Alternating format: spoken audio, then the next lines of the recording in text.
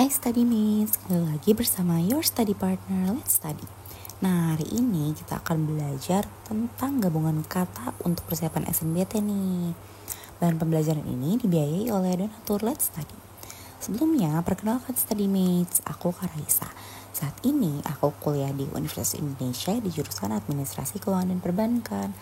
Nah, aku memiliki beberapa achievement nih study mates. Yang pertama, aku berhasil lolos SNBT pilihan pertama di UI, lolos UMPTKIN pilihan pertama di UIN Syarif Hidayatullah Jakarta, dan aku berhasil meraih skor PBM-ku sebesar 619,24 dan skor literasi bahasa Indonesiaku sebesar 642,11.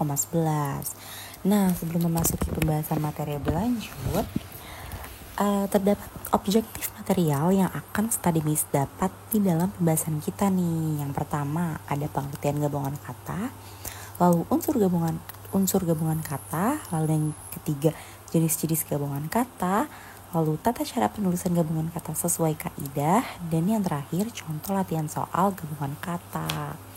Nah, tanpa perlu berlama-lama lagi, yuk kita belajar bareng. Nah, langsung aja kita masuk ke penjelasan ini study mates. Apa sih gabungan kata itu? Jadi gabungan kata merupakan kata majemuk yang terdiri dari sejumlah kata yang digabungkan dan membentuk makna baru. Berdasarkan Puebi, gabungan kata dapat ditulis terpisah atau bersambung. Gabungan kata selain dapat membentuk makna baru juga dapat membentuk kata majemuk dan frasa.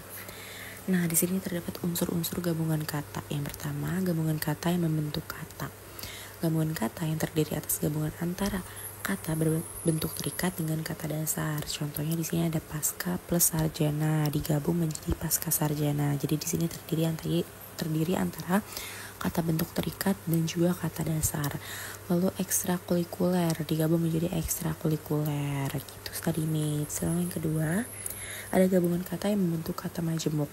Gabungan kata yang terdiri antara kata dasar dan kata dasar yang membentuk makna baru. Jadi dia antara kata dasar dan kata dasar. Contohnya anak emas itu digabung menjadi kata baru yang bermakna baru, yaitu anak yang diutamakan gitu. Lalu yang kedua ada meja makan. Itu antara kata dasar meja dan makan digabung menjadi meja makan. Lalu yang kedua, gabungan kata yang membentuk frasa. Gabungan dua kata atau lebih yang memiliki sifat tidak predikatif. Jadi gabungan antara dua kata dan membentuk frasa. Contohnya ada rumah besar, lalu rambut panjang. Itu tuh adalah gabungan yang membentuk frasa. Lalu setelah tadi ada unsur-unsur gabungan kata, di sini ada jenis gabungan kata. Yang pertama ada gabungan kata distribusi. Ini terbagi menjadi beberapa bagian nih study mates. Yang pertama ada gabungan kata eksosentris. Adalah bentuk gabungan kata yang tidak memiliki inti frasa yang dicirikan dengan pemakaian kata depan atau preposisi. Jadi di sini dicirikan dengan pemakaian kata depan nih atau preposisi study mates. Contohnya di sini ada ke alun-alunan, lalu di tengah keramaian. Jadi dia ada pemakaian preposisi atau kata depan. Lalu kedua ada gabungan kata endosentris. Bentuk gabungan kata yang memiliki inti kata gabungan yang disebut frasa endosentris. Nah, di sini terbagi menjadi 3 study mates. Yang pertama ada gabungan kata koordinatif. Terdiri dari unsur-unsur setara yang diantara unsur-unsur tersebut dapat disisipi kata dan serta atau. Jadi dia bisa pakai kata dan serta atau. Jadi contohnya di sini ada gula semut. Itu bisa dikasih kata dan, jadi gula dan semut. Lalu keluar masuk itu bisa disisipi kata atau, jadi keluar atau masuk. Lalu selanjutnya ada gabungan kata atributif, terdiri dari unsur-unsur tidak setara yang dalam hal ini bisa disisipi kata yang, tentang, atau untuk. Jadi di sini unsurnya tidak setara, jadi dia bisa disisipinya kata yang, tentang, dan juga untuk. Contohnya di sini ada anak manis, bisa dipakai ini yang jadi anak yang manis. Lalu buku petunjuk bisa disisipi kata untuk, jadi buku untuk petunjuk.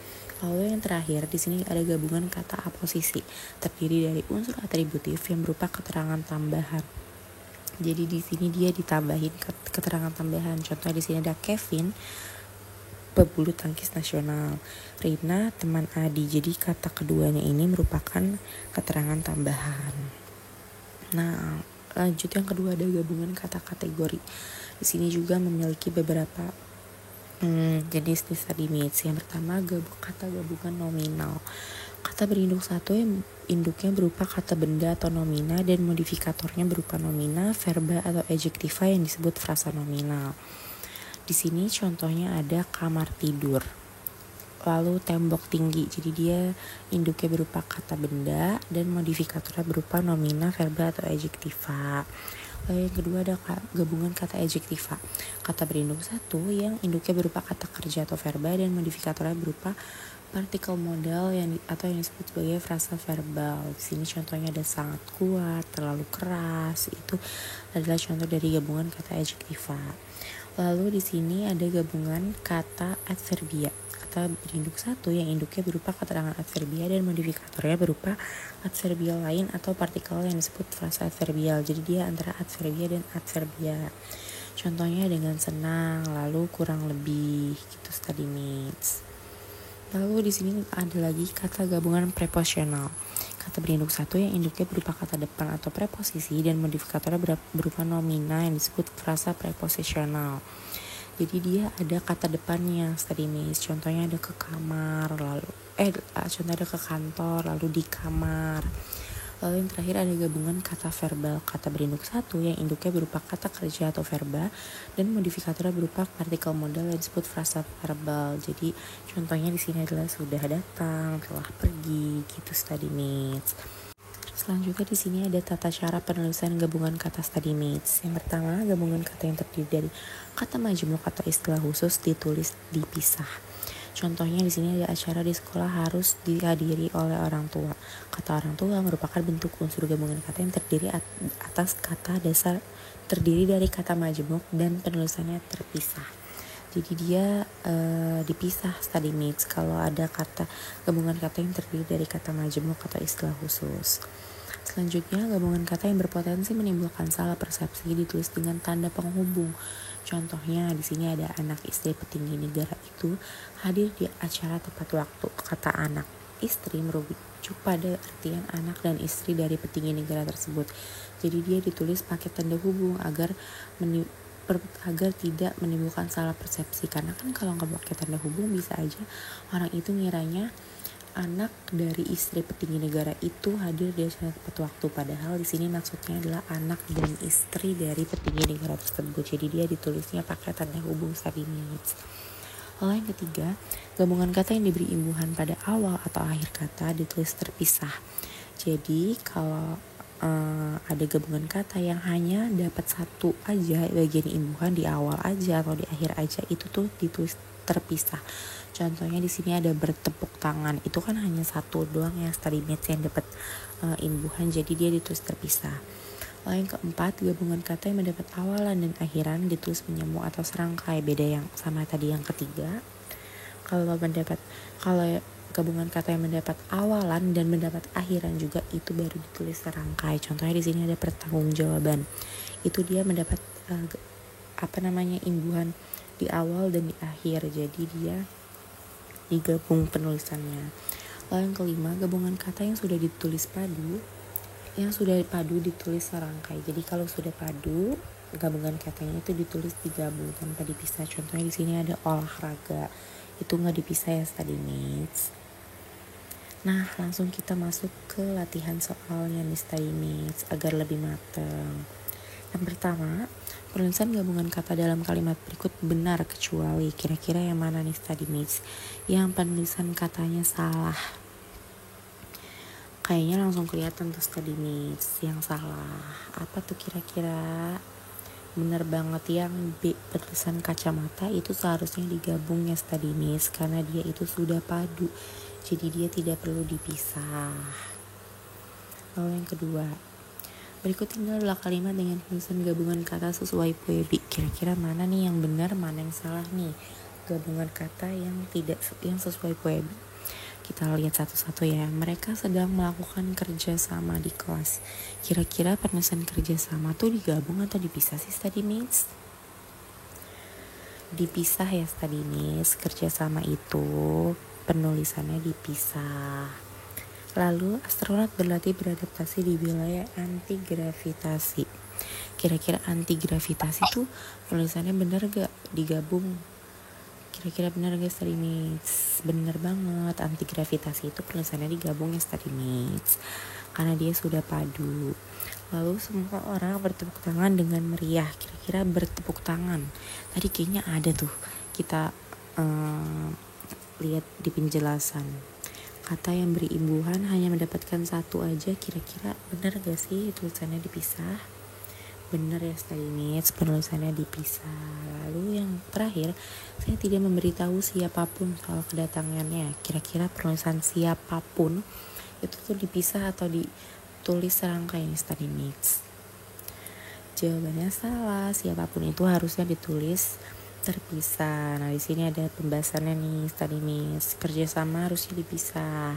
Lalu anti gravitasi itu tidak dipisah.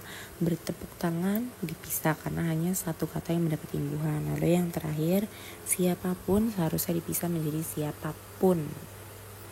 Lalu yang ketiga, layanan streaming video dari Singapura HOOQ dinyatakan ...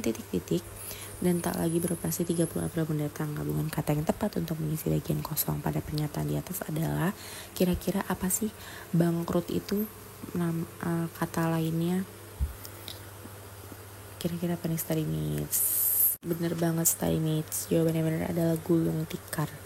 Kata gulung tikar merupakan kata yang tepat untuk mengisi bagian kosong pada kalimat layanan streaming video dari Singapura HOOQ dinyatakan gulung tikar dan tak lagi beroperasi 30 April mendatang. Jadi gulung tikar itu berarti juga bangkrut atau kehabisan modal, dan penulisannya itu dipisah ya study mates. Nah, sebelum mengakhiri pembahasan kita, terdapat beberapa poin-poin yang dapat study mates harus banget ingat nih. Gabungan kata merupakan kata majemuk yang terdiri dari sejumlah kata yang digabungkan dan membentuk makna baru. Gabungan kata dapat ditulis terpisah atau bersambung study mates. Lalu gabungan kata selain dapat membentuk makna baru juga dapat membentuk kata majemuk dan juga frasa. Tata cara penulisan gabungan kata yang pertama, gabungan kata yang terdiri dari kata majemuk atau istilah khusus ditulis dipisah. 2. Gabungan kata yang berpotensi menimbulkan salah persepsi ditulis dengan tanda penghubung. Lalu yang ketiga, gabungan kata yang diberi imbuhan pada awal atau akhir kata ditulis terpisah. Yang keempat, gabungan kata yang mendapat awalan dan akhiran ditulis menyambung atau serangkai. Lalu yang terakhir, gabungan kata yang sudah padu ditulis serangkai study mates. Terima kasih kepada donatur Let's Study yang sudah membiayai dalam produksi materi ini. Study Mates bisa mereview kembali bahan pembelajaran textbook, PPT, dan latihan soal pada link di description box. Let's Study juga menyediakan playlist YouTube khusus bahan pembelajaran loh. Jangan lupa dicek ya Study Mates. Nah, Study Mates juga bisa mensupport Let's Study dengan berdonasi seikhlasnya. Selain donasi dalam bentuk uang, Study Mates juga bisa share platform Let's Study kepada teman sekitar atau membagikan info platform Let's Study ke social media Study Mates. Ayo follow akun social media Let's Study pada Instagram, Twitter, dan TikTok agar selalu mendapatkan update konten bermanfaat lainnya. Terima kasih, sampai jumpa di video berikutnya. Semangat!